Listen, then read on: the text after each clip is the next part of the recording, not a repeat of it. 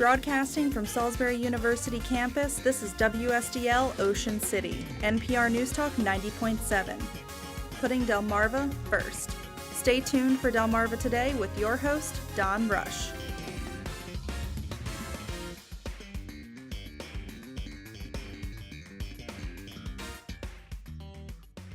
The silhouette of the Skipjack has become an iconic image of the Chesapeake Bay. Welcome to Delmarva Today. This is Don Rush. This morning we'll take a look at the history of one of those famous vessels, the Martha Lewis. Built in the mid-1950s, she represents what some fear may be the passing of an era.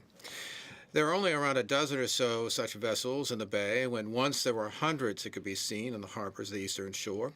In our studio this morning is Randy George, who is the author of Memoir of a Skipjack. Welcome to the program. Thank you, Don. So tell me then a little bit about how you got involved with the Martha Lewis. Well, it's not a simple story, but I can make it thus by saying that I started loving the Chesapeake Bay probably in about 1970. I went to training as a neurosurgeon at Johns Hopkins and came in 1970. So it's been since then that I've attached myself to the bay and have really made it my home. I've just been intrigued by the history of the place. It's where the very first English settlers came to this country and began to settle it and began to work it. So I love history, and it's been a long tradition. It has a long tradition, and so I wanted to live by the bay. I wanted to learn everything I could about it. I happened to have a brother-in-law who was a shipbuilder, and that had a lot to do with it. One day in 1993, we decided that we would find out where all the skipjacks were. We went around and photographed them all, got stories about all of them, and I've put them in the book. And then, over beers one night, we decided to save one because they were waning. They were absolutely disappearing. It was obvious. And yet they're so iconic. They're so beautiful. They have such lore attached to them that I thought it was a worthy cause. And so we looked for a skipjack that was in trouble, one that was not too far gone to repair, but one that definitely needed to be saved, and found one. There were 5 for sale at the time, and we picked one that we thought would work, and it was Martha Lewis. Martha was a boat built toward the end of the skipjack era, 1955.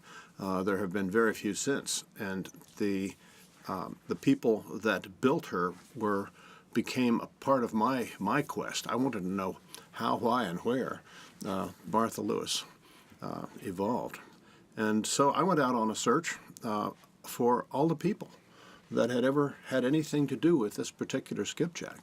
And luckily, I found them, or their families, and they were just glad to tell their stories. Let me ask you, what kind of shape was the vessel in at the time you found it? We thought that it had a little bit of rot, quite a bit of rust, and that it wasn't too bad. You could see places that needed replacement. It wasn't until we got her up to Haverty Grace, which is where we had our boat works, that and began to take her apart. We found approximately a third of it was rotten.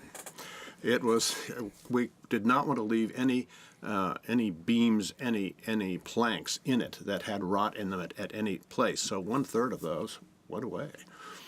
So tell me then a little bit about the origin of the building of this, and I guess it's the Bronze's family. Tell me a little bit about how did that come about? The skipjack tradition really goes all the way back to the beginnings of Chesapeake Bay tradition, and people have been harvesting seafood out of this Chesapeake Bay since the first Europeans came. They changed their methods as time went by. Early on, oysters were picked up by tongs, hand tongs. And then somewhere in the early 1800s, people from New York came down in boats and began dragging the bottom with dredges. And that was an extremely effective way of taking oysters. There were so many oysters in the Chesapeake Bay in the early 1800s that they could never be depleted. They were the catch was somewhere in the vicinity of 15 to 20 million bushels per year.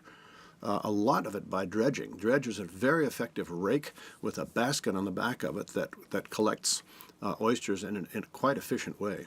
Well, the state began to worry about the population of oysters going down, because it certainly did, starting in the 1860s. And about 1867, they decided that dredging could only be done by sail. And originally, only was dredging done in deep waters, but eventually in more shallow waters. And because the shallow waters made it more difficult to get a boat in and out, the boat shape changed. And so it was around the middle of the 1880s when the skipjack evolved. It wasn't just born, it came out of a Chesapeake Bay crabbing skiff design. And then it's a sailboat. The skipjack has one large mast, a huge boom, and a large sail area. And it's a sloop that's just got a jib and a mainsail. And so the people that built Martha Lewis, they came from all of that history. All of that is part of why she came about. It may have had something to do with a huge hurricane that came through in 1954 and wiped out a bunch of boats, but no one's really certain about that. A fellow down in the south end of Dorchester County named Bronza Parks, who was born in 1900, worked himself up to be a boatsmith, a real builder of boats, and he was extremely successful in doing that. He had his own boatworks, employed most of the people of his town and the surrounding areas. And so when anybody needed a boat, a work boat, a pleasure boat, and in this case a skipjack, they went to him. He built his first skipjack in 1940, and then he didn't build another until 1955. And for some reason, 3 people wanted skipjacks that year. In 1954, they asked him to build them, and he did. He built them side by side in his boat works. The skipjack is started out upside down. When they build it, they hold the first beam, which becomes the keel, or keelson as they call it. They hold it up with chains, and then people start putting the framing, the bottom on it, and then as it's framed up sufficiently, they turn the boat over, take it out into the yard, and begin putting on planks. So I understand that Bronza was a bit of a perfectionist as he built these boats. He was known for a couple of oddities. One is he never wrote anything down. He never drew a design. It was all in his head. It was all from tradition, people that had taught him how to do it. His father was a boat builder as well. His father lived right nearby. That was one thing. He always wanted everything to be very perfect. But didn't write it down, so that made it difficult for the workers to know exactly. He also was very particular about the lines being as smooth as possible. He called them fair lines, and he was just a very particular person. He was a force unto his own. He basically was the supplier of a lot of the income for the boat building industry in that county for many years until he died in 1958. So where does the Martha Lewis get its... He did not die in 58. He died after that. Sorry. So where did the Martha Lewis get its name? Martha Lewis was named after a woman. She was the wife of James Lewis Sr., who was an oysterman, who was a waterman. He had a skipjack built in 1897, and he called it Martha M. Lewis. And so that was the first Martha Lewis skipjack. His son was Jim, or Jimmy, and there was one day, somewhere around 1903, 1904, that Jim Lewis Sr. just got disgusted with the water and disgusted with working the water, and went away to Baltimore to work in a plant. And he gave the boat over to his son, Jimmy. Well, as time went by, Jimmy had various boats. But he needed a new one in 1954, and he went to Bronza Parks And everyone in this small town is more or less related in some way or the other. Everyone is an uncle or a cousin or a sister or a brother to somebody else that is integral to the workings of the community. And so they went to Bronza and asked him to build a boat. I don't know what the price was at the time, but he set it up along with these other two, and away they went. He worked on it a little bit himself, but there was an entire crew that put these boats together. At one time, they had something like 30 boats being built at this boat works at the same time. So what was Jimmy like? Jimmy as Junior, Jim Lewis Jr., was described to me by his son, and his son just loved him to pieces. He was a kindly, gentle person. He was religious. He was committed to his community, and I think, as far as I know, very fair type of person, an honest, fair person. But I never met him. And I understand he seemed to know his way around the bay. I mean, he was wherever he was, he could almost tell. Well, his son talks about it, and there were probably other oystermen that could do the same thing. He said if his father was down in the cabin, and he was trying to get some rest, somebody would bring him a piece of mud dredged off the bottom, and he could tell where he was anywhere in the bay by that signal. So what? So the boat ultimately gets sold. What's the next step in that? Well, it goes then through various owners, and each one of them worked it for prolonged periods of time. Dan Dyes was the third owner. He owned it for about the longest period of time. But before him, Dave Faulkner had it for about 5 years. Dan came from Smith Island, and he and I talked for quite at length, and I've recorded all of these people and have transcribed them for the book because they make a really rich story. But he came also from a long line of oyster dredgers. His father, had turned over the knowledge to him. He then owned the boat with his daughter, Deanie, and with her husband. And they sailed it out of Tillman Island, and for many years. Toward the end, Willie Rowe, who was another waterman, owned it for only 2 years, and I bought it from him. So it's a succession of people, but only going back to 1955. Now, by the way, no book should be complete without a murder. There's a murder that's Willis Case Rowe. Tell me a little bit about and how that fits into the story of the book. There was one other attempted murder that is also recorded in the book. Yes, and in the case of Willis Case Rowe, Willis Case Rowe went to Bronza Parks in about, I've recorded the year, but I'm forgetting it at the moment.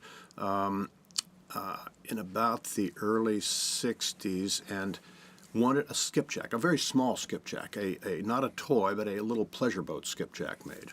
And Bronza arrived at a price. Bronza started building on it, and then Rowe came back with changes that he wished to make, so that meant some increase in cost, but Rowe didn't want to pay the increased cost, and they had some arguments over that.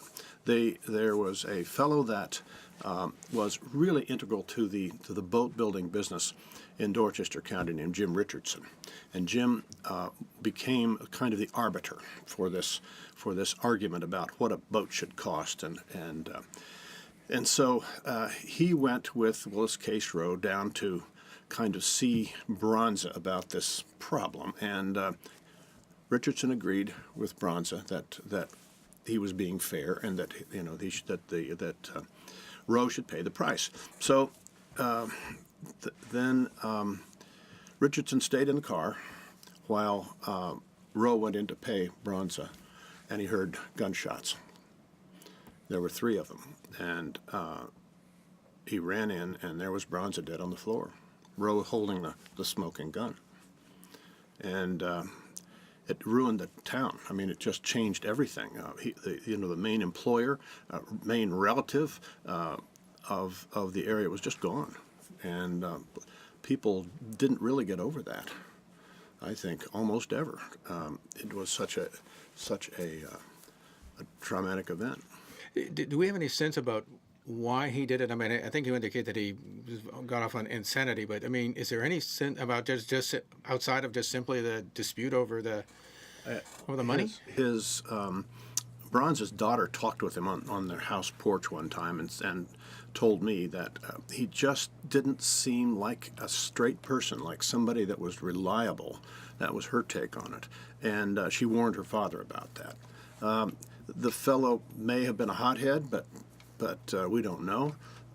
He was put away in a mental institution for a prolonged period of time. He was a writer for U.S. News and World Report and had some legal training, and so he was his own defense. And somehow or other, he was not given a death penalty. He was put into a mental institution for a long period of time. He got out eventually and lived out the rest of his life. By the way, since you mentioned it, there was also an attempted murder. What's that about? Well, Dan Dyes told the story about his father on a skipjack heading over to the western shore, and he was with Dan Dyes' brother, and they were down below in the cabin. They'd had a really hard crossing. It was just a lot of wind, a lot of work. And while they were lying in their bunks, a crew member came down, grabbed a hatchet, and started chopping on them. And because the bunks were fairly narrow, he had to go sideways. He was not successful in killing either one of them. So you count, by the way, that life down on the waters could be dangerous. I mean, they regularly lost people on a regular basis. Well, the Chesapeake Bay is sometimes ferocious. It's broad enough that it can develop huge waves, and the problem with oyster business is that it's all carried out in the winter, the worst time of year, the cold time. The boats have to go out and break ice some of the time. A person falling overboard when a boat is under sail is going to stay in the water for some period of time, and that's how they would have been lost. They would slip and fall. I tell a few stories of that sort in the book as well, and they just couldn't be retrieved. The captain would have to go home and tell a family member who was probably related to him what had happened. There were shipwrecks. The history of the bay is just intense with some of life's harshest experiences. There's one story I tell in there. It was told to me about one of the young men who had a crabbing boat, and it just blew up on him one time. And he died. His friend that was with him died, and one other person survived. It can be dangerous work, being on the water. So what kind of living then did these people make? I mean, obviously there were good times, obviously in the late 1800s, for example, but things obviously were not so good as the oyster. I mean, in fact, my understanding is that they dropped right from something like 18 or 20 million bushels to something like 2 million, I think, by the 1920s. I mean, there's this real drop. The living, it's hard for me to judge how the standard of living was for people that lived in these little hamlets all along the shores of the Chesapeake Bay. These small towns, they were not rich people. They worked hard, very hard. They were totally dedicated to making a living for the family. And in the old days, oysters were sold for pennies a bushel. But it was different money then than it is now. So it's hard to be able to calculate that. But in the days when they could bring in 150 bushels every day under sail, and eventually after 1967 under power for 2 days of the week, then they could make a living. They could pay their boat. They could keep a house intact. They could possibly buy a vehicle, but not a big living. They would not have made a large living. When the oysters were in huge number, there were people scrounging for them from Virginia, from New England. They were just coming in and taking as much as they possibly could. I mean, what kind of lifestyle that made for them, I just can't judge anymore. But now we're down to about 1% of the oysters that were here. We're down to somewhere in the general vicinity of 250,000 bushels per year, and that's down around 1% of what it was at the peak. So do you think that we're seeing as I think I indicated in the introduction, a disappearing of a culture, or do you think it's going to hang on for a while? It is disappearing, but there are people around that don't want it to entirely.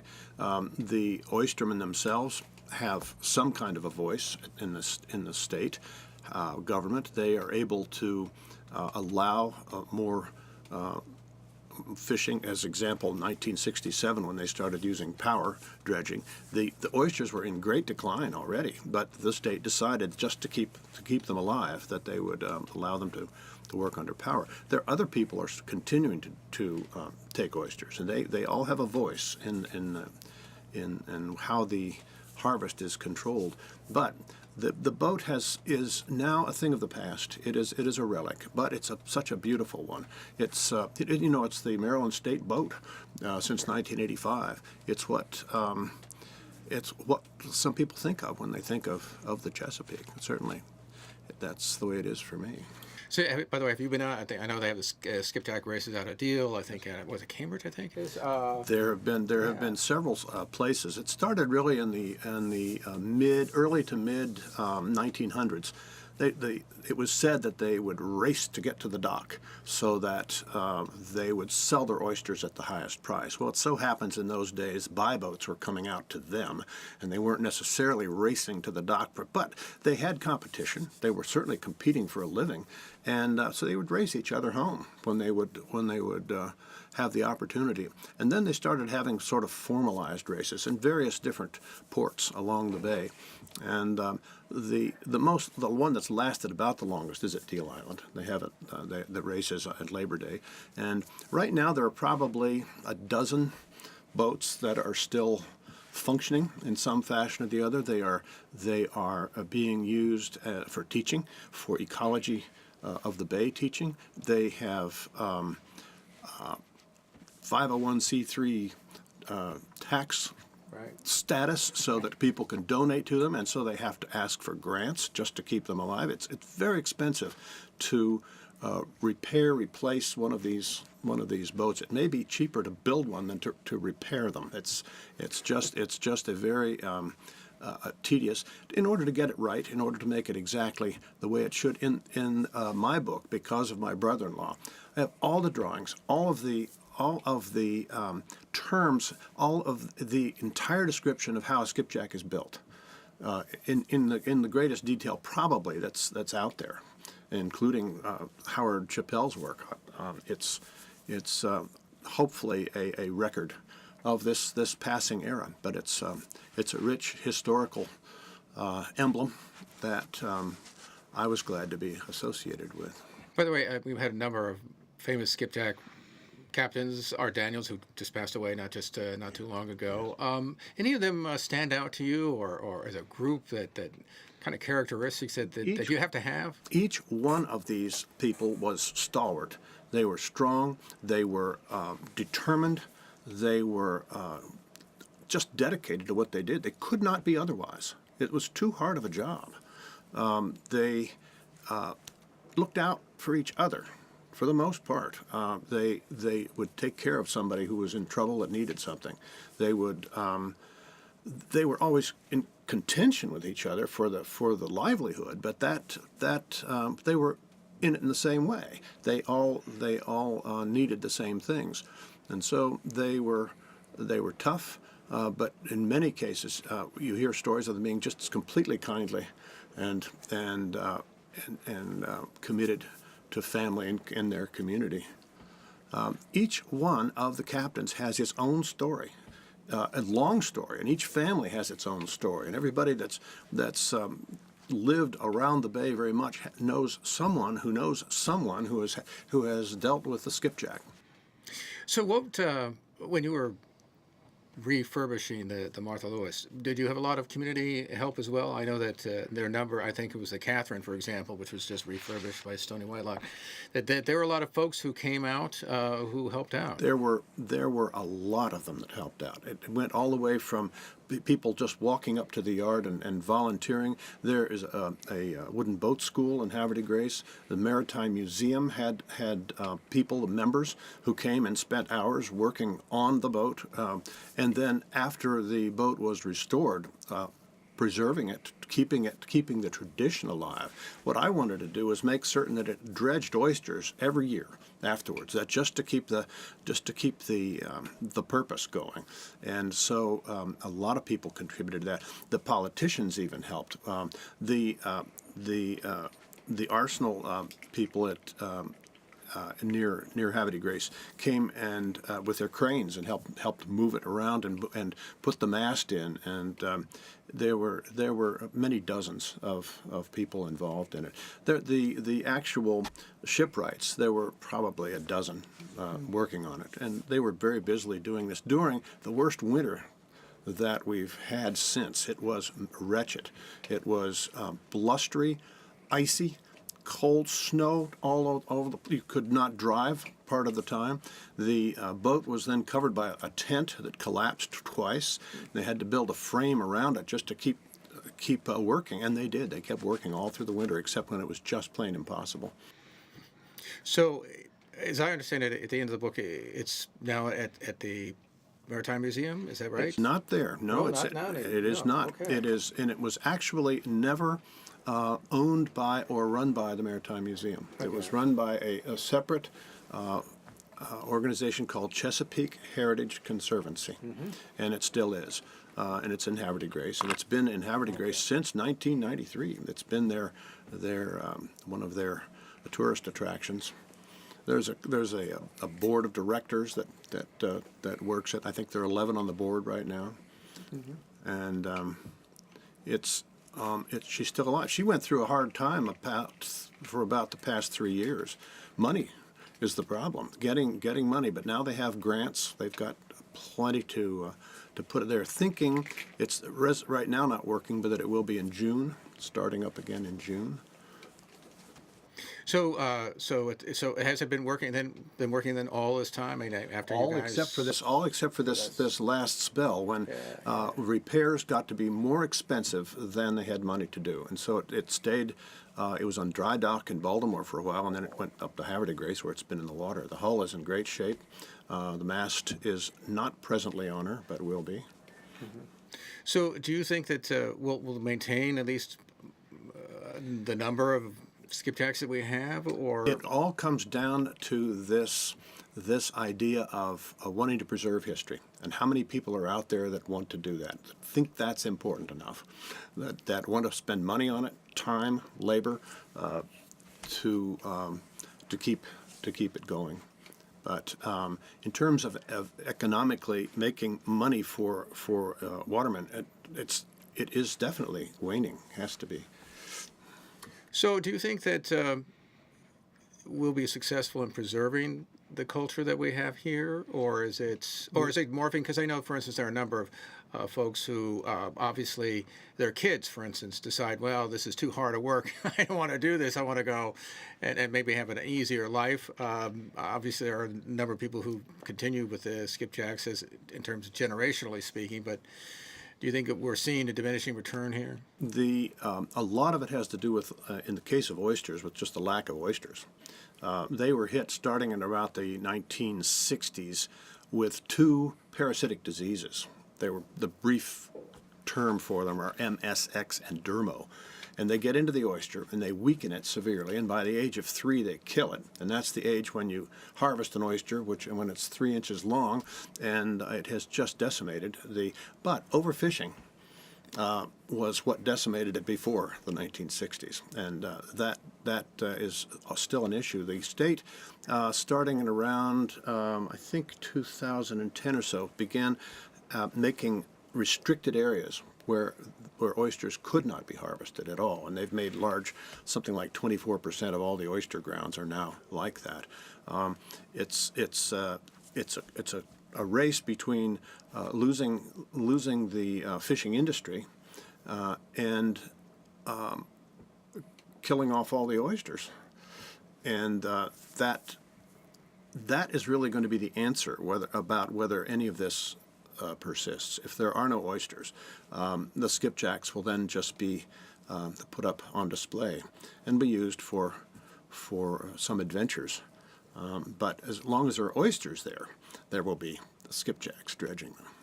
So when you're on one of these boats, which obviously you've been, what is it like? What sense do you get about what it's like to be out there on the water? I am not a waterman. I may come here, and therefore my take on it originates in that way. But for me, it's exciting being on any sailboat. I just love it. But on these are very large, wide, powerful machines. The sail size is so big that they are able to pull these 160-pound dredges and bags full of oysters, two at a time, through the water, and that means a lot of force. So you get that sense when you're on these boats that they are a force to be reckoned with. Also, they have great stability, but on the other hand, because the rails are very low, in order to get the oysters over the side, they dip under the water, especially when you're in a good breeze. So you've got water running along the deck. It's on a large vessel. The skipjacks have been various different lengths. 26 is about the shortest, 60 feet about the longest that I was able to find. But the bigger ones are mighty, and there's something about that gets in your blood. And I've been in several skipjack races, and that's wonderful because the boats are all together at one time, which is a real sight to see, and they're fighting for position, fighting for ownership of some little trophy at the end of the day, and bragging rights, and I call it magical, but I'm sure to a waterman who would go out at 4:30 in the morning in the winter, breaking ice to get his boat out to the oyster grounds in the wind. It was something a little different than magical. Not magical. We've been talking with Randy George. He is author of the book Memoir of a Skipjack, and we appreciate you taking the time to stop by and chat with us. I enjoyed it. Thank you, Don. This has been Delmarva Today. I'm Don Rush. Thanks for listening. Thank you for watching Delmarva Today, a production of Delmarva Public Radio. Production and audio engineering by Chris Frank. Hosted by Don Rush. For podcasts, visit delmarvapublicradio.net or subscribe to the Delmarva Today podcast on iTunes. Delmarva Today can now be seen on Pack 14.